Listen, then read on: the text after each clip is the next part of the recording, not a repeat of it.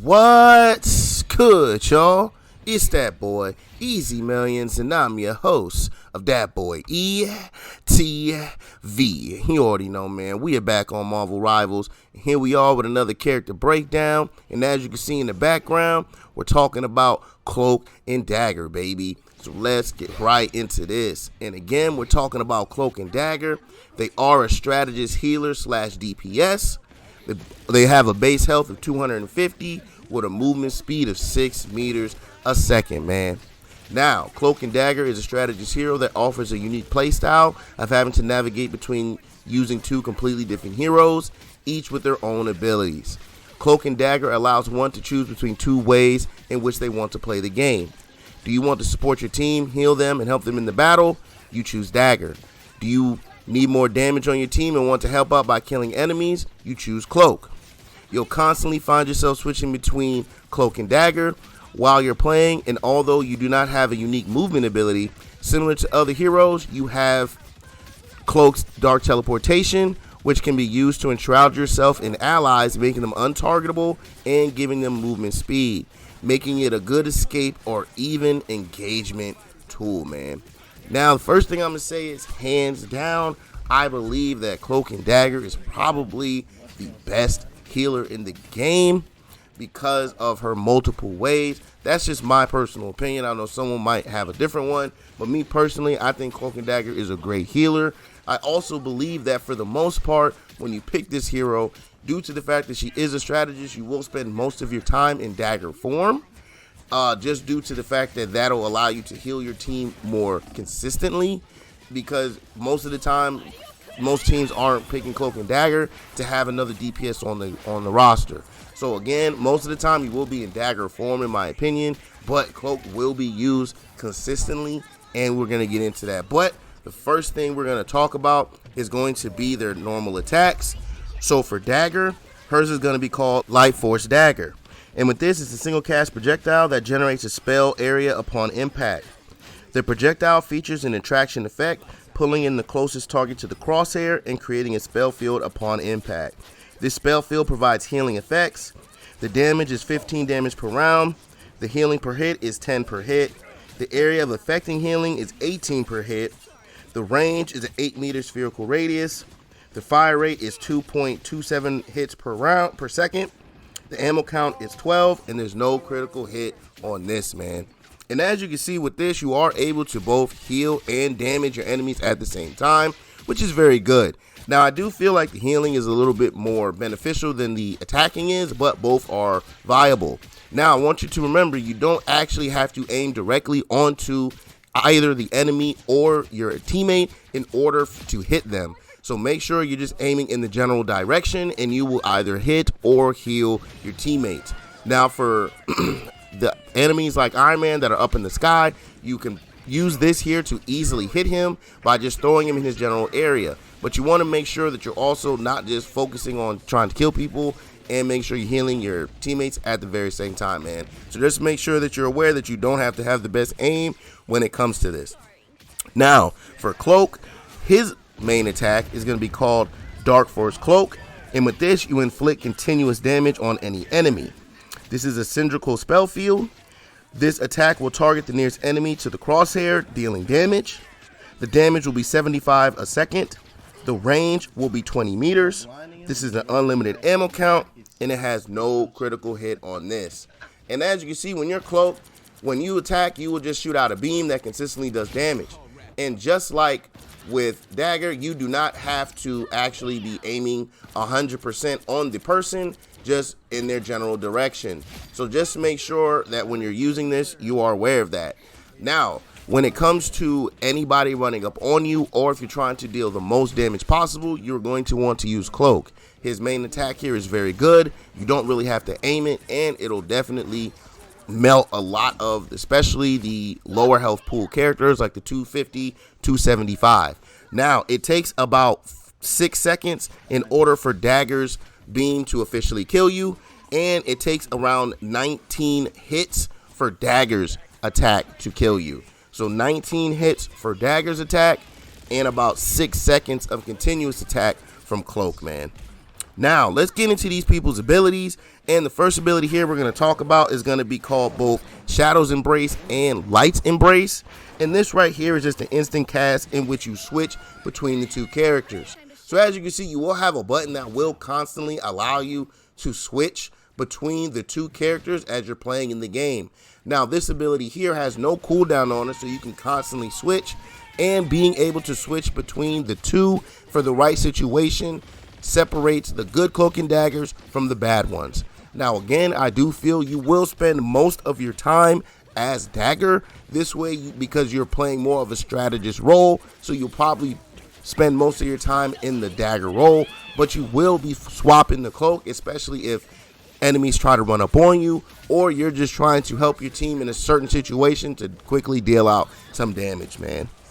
Now, we're going to get into their first ability here, which is going to be on the Dagger side, and it's going to be called Veil of Light Force. And with this, you deploy a Veil of Light Force to heal allies upon touch and grant them a healing boost. This is a spell field. The spell field advances along the casting path. The healing amount will be 45. The healing bonus will be 15%. The duration will be for 4 seconds. The range is a 6-meter width and a 4.5-meter height. The movement speed of it will be 20 meters a second. The maximum distance of it is 25 meters. And this does have a 12-second cooldown, man. So as you can see, when you are playing Dagger and you have weakened enemies, when you use this ability, you will shoot it out and it will instantly heal any allies that it hits. Now, this ability here is really good as you will primarily be in the back line. So as you're in the back line and you're doing your thing, if you see your enemies, one of your teammates hurting, you can go ahead and shoot this out over there to give them a quick healing boost. Now, this is a really, really good ability, and I use this primarily for those that are further away from her. This way, you can go ahead and shoot out healing as much as possible, and the fact that it's able to heal multiple people at one time is also a great thing, man. Now, for Cloak's version of this, it's going to be called Terra Cape.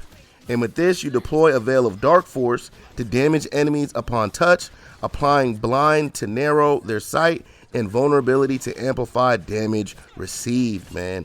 This is also a casting spell field.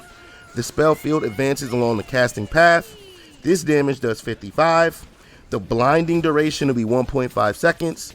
The range is visibility is obstruct beyond 10 meters. The vulnerability will be 20%. The vulnerability duration is 3 seconds. The range still has a 6-meter width with a 4.5-meter height. The movement speed is 20 meters a second. The maximum distance is still 25 meters. And the cooldown is still 12 seconds, man. Now, as you can see, when you are Cloak and you hit this, you will send out a Dark Veil. And this will damage the enemy as well as blind them.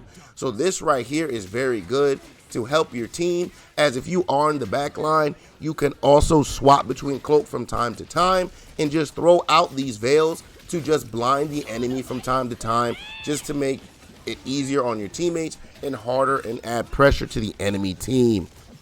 Now, one thing I do want to point out here is when this ability is being used, like if you are on Cloak and you use the ability, if you swap right over to Dagger, you will still be able to use the same ability. So yes, both abilities do have a cooldown, but if you are on Cloak and you use the ability and then swap straight over to Dagger, you will also be able to use his ability. So the cooldown doesn't affect both people, it only affects the person that you first used it on. So a lot of times, strategy I was using is while I'm in the backline healing, I would quickly, if everyone's healed up, I would swap the Cloak, shoot out this blinding, and then swap right back to Dagger and still have my healing wave available for me. So be aware that this cooldown only affects the current character that uses it and not both of them.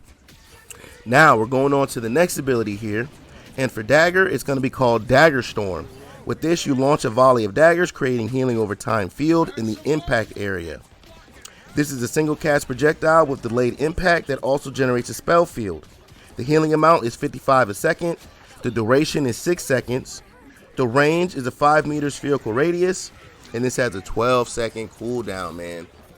Now, as you can see, when you pop this, you will throw out some daggers, and they will pop and show you a heal field. Now, this field heal will consistently heal anyone standing in it. Also, it can do damage to your enemies if they're hit. So you want to make sure that you're actually, this does not do this does not do damage to your enemies. So make sure you're not using this as a damaging effect. You're just using it to throw out your healing bubble.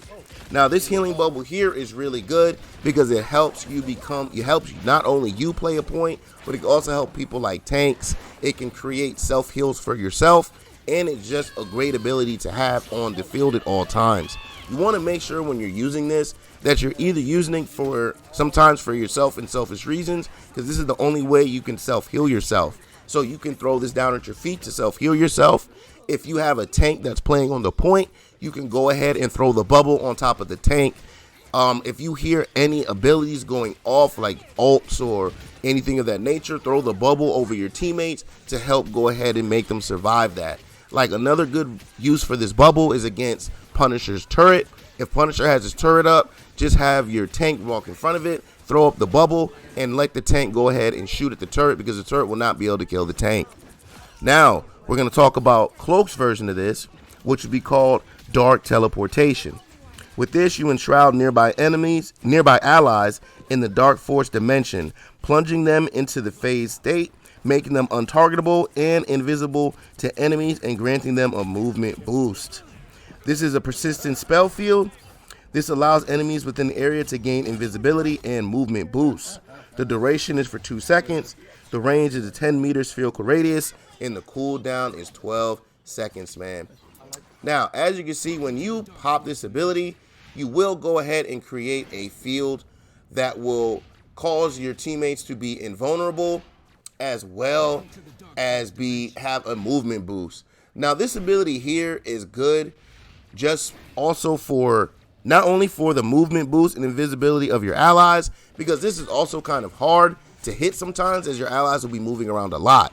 But one way I definitely found to use this ability is if someone dives you in the backline as a healer, you could always switch to Cloak to use this ability to get away, because when you use it, you instantly become invisible.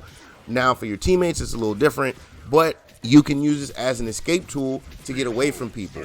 Now, a lot of times when you're playing the Dark Teleportation, I haven't really used it too much myself. I do have a Cloak and Dagger main that I play with regularly, so I don't really notice this too much. But again, this is more dependent on the teammates being aware of you using it than for you yourself. So again, I will primarily use this as a way for your escaping, especially when someone like a Spider-Man or Wolverine or Magic tries to dive you as a healer in the back line. You want to go ahead and switch over to Cloak, blind them, and then do this ability here to go ahead and go invisible to make sure that they cannot get you, man. So that's what I primarily saw this for, but it can also grant invisibility and move boost to your teammates. But with your teammates running around half the time, they might not be able to take full advantage of this on a regular basis, man. Now, we're going to get into her final ability here, or their final ability here, which is going to be called Eternal Bond. And with this, you perform 4 rapid dashes, healing allies and damaging enemies along the path. This is a persistent spell field. It does 30 damage a second. The healing amount is 220 a second.